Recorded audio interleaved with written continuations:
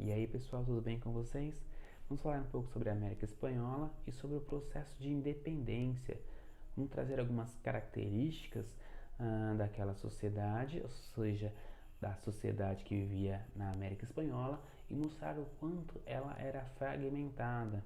Era uma sociedade composta por alguns grupos esses que são os chapetones, os crioulos, os mestiços, indígenas e os negros escravizados. Vamos lá, a diferença entre eles, os chapetones, eles eram os espanhóis que vieram para a América para tomar conta das terras a mando do rei. Logo, eles tinham todo o poder político e econômico. Os crioulos, eles eram espanhóis nascidos na América Espanhola.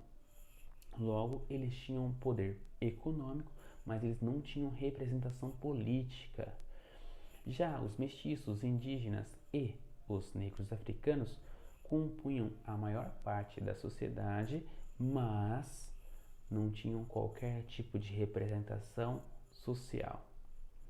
Bom, dito isso, vocês podem perguntar o seguinte: então qual é o sentido deles quererem uma independência? Até porque tanto os chapetones quanto os crioulos viviam tranquilamente, ou seja, eles tinham uma vida boa. A grande questão é que nesse período o contexto mundial vai acontecendo algumas transformações, dentre elas a Revolução Francesa e a independência das 13 colônias nos Estados Unidos da América. E essas transformações vão trazendo algumas ideias novas, ou seja, algumas mudanças que estão ocorrendo no mundo e que você começa a entender o seguinte: olha, se a minha vida está assim, essas transformações estão ocorrendo em outro local. Ou seja, a minha vida pode mudar e mudar como a deles estão mudando para melhor. É assim que muitos crioulos, principalmente, viram essa mudança. Porque, como eu havia dito, os crioulos não têm poder político. Eles têm poder financeiro, ou seja, por serem descendentes de espanhóis, eles tinham uma boa vida. Então eles começam a entender isso. E qual que era o lema da Revolução Francesa? Liberdade e igualdade. Então, a partir desse lema, eles começam a entender que algumas transformações se fazem necessárias. Até porque a colônia não tinha a liberdade e não tinha igualdade. Os crioulos não eram vistos como iguais aos chapetones. E eles não tinham liberdade para fazer comércio com quem eles achassem melhor, mas eles tinham que fazer comércio somente com a metrópole.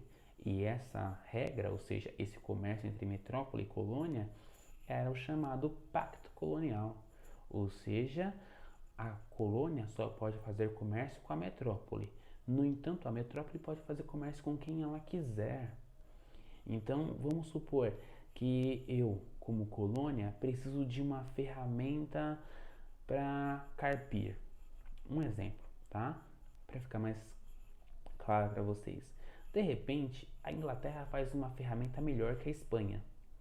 Eu, como colônia, não posso comprar essa ferramenta da Inglaterra, mesmo que eu tenha dinheiro, porque a metrópole não me dá essa liberdade.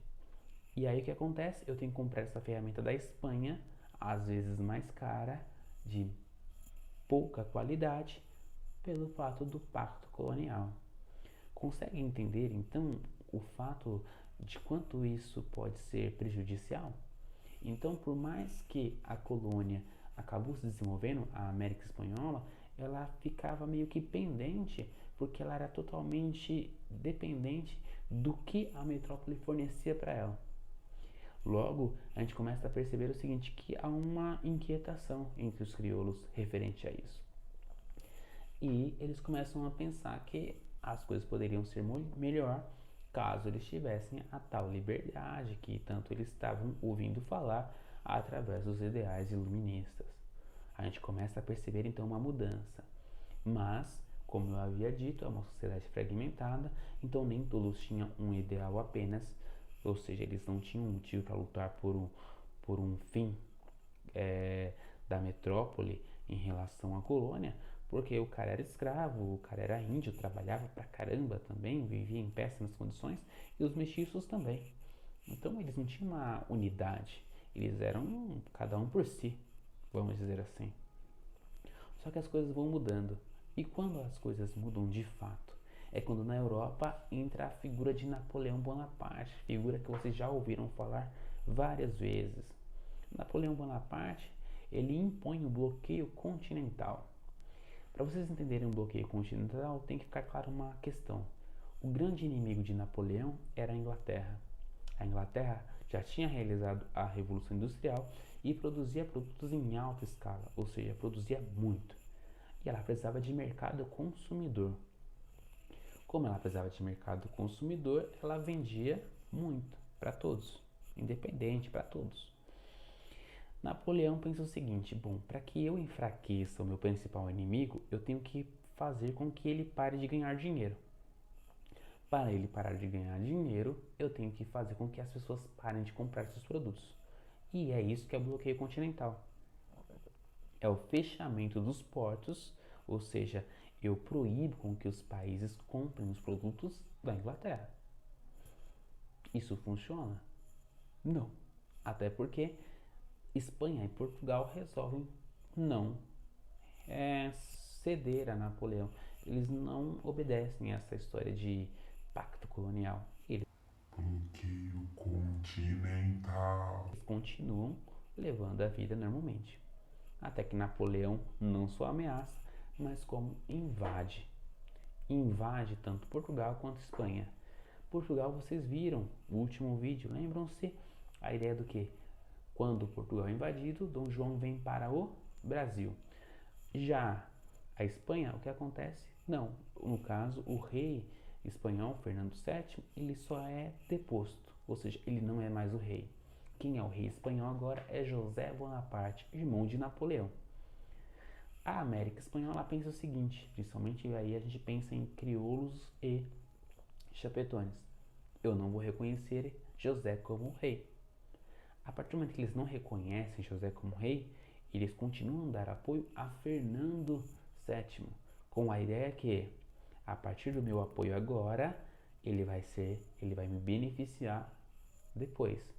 Então a ideia dos crioulos e dos chapetones era o seguinte: a partir do momento em que eu estou dando apoio para ele nesse momento difícil, quando ele retornar à monarquia, ou seja, quando ele retomar o seu poder, ele vai me dar um agrado, ele vai me favorecer. É um pensamento óbvio até, no sentido do que eu te dou apoio agora para mais tarde você me ajudar de alguma forma. Foi um pensamento naquele período. Pois bem, nesse período Napoleão continua a comandar a Europa, José se torna o rei da Espanha, não é reconhecido pelos crioulos e nem pelos chapetones, ou seja, a colônia está experimentando algo até então que eles nunca tinham tido: a liberdade. E a partir do momento que eles experimentaram isso, eles jamais iriam querer ter o retorno daquele controle de Fernando. Então isso traz, de certa forma, um alívio, porque eles começam a pensar o seguinte: bom, isso é bom demais, eu faço o que eu quero, eu tenho as minhas liberdades de decisão.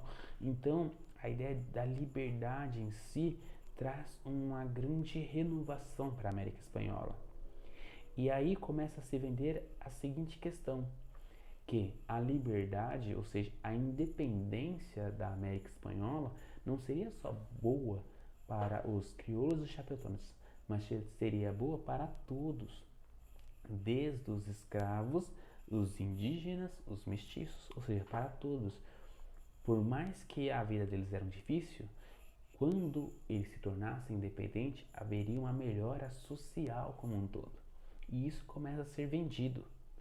Pois bem, eles têm esse período de liberdade. Em 1815, Napoleão Bonaparte perde a guerra para a Inglaterra.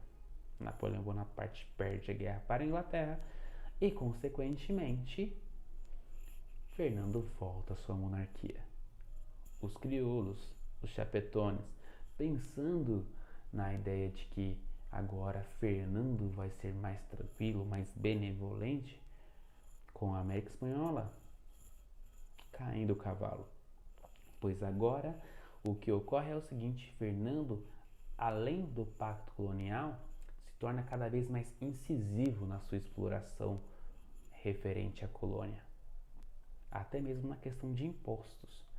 Então, aquela ideia de benevolência, de tranquilidade, de paz que eles acreditavam que teriam a partir da volta de Fernando, ocorre ao contrário.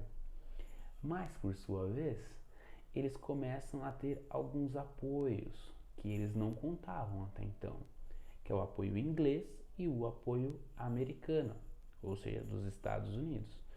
Aí vocês pensam, mas a Inglaterra era amiga da Espanha, por que agora ela vai estar contra?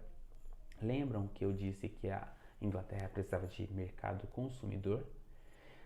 Caso a América Espanhola fosse ou se tornasse independente, a Inglaterra poderia comercializar seus produtos com aquele território, ou seja, é mais mercado consumidor. Então a Inglaterra via nisso uma grande possibilidade de aumentar os seus mercados, ou seja, aumentar a sua questão financeira. Por sua vez, os Estados Unidos via da mesma forma, porque ele também produzia produtos, mas ele tinha uma outra questão ainda. Nesse mesmo período, os Estados Unidos coloca em prática a doutrina Monroe. Doutrina Monroe, que é a ideia do que? América para os americanos. Logo é o que? O continente americano para mim, América. E aí isso envolve uma questão. Eu quero que os europeus não cuidem mais desse espaço. Logo, a ideia de metrópole não me cabe mais. Então eu posso ajudá-los ao quê? A se tornarem independentes. Então, com isso, os crioulos começam a formar um exército, e aí um exército financiado com ajuda financeira, ajuda até em armamento, para que eles consigam, de fato, se tornar independente frente ao rei. Nas primeiras investidas, acaba sendo um desastre. Eles perdem, e perdem feio, ou seja, as guerras são travadas, há muitas mortes. No entanto, eles vão conseguindo uma unificação e vão conseguindo se formar um exército, vamos dizer, muito organizado. E o responsável, aliás, os responsáveis por isso, a gente pode dar dois nomes fundamentais, que é José San Martín e Simão Bolívar. São duas pessoas que acabam formalizando um exército do norte e um do sul, onde esses dois exércitos começam a ter uma representação e uma força militar muito grande. E aí sim eles começam a fazer frente ao rei espanhol e começam a conseguir a independência da América Espanhola. Então a gente começa a perceber o quê? Que a independência da América Espanhola foi um fator histórico que ocorre desde Napoleão, na luta contra a Inglaterra, até mesmo a Inglaterra ajudando a América Espanhola. E tudo isso se envolve, aliás, através do que? De uma questão que até hoje no mundo se trava guerras e mais brigas, que é a questão econômica.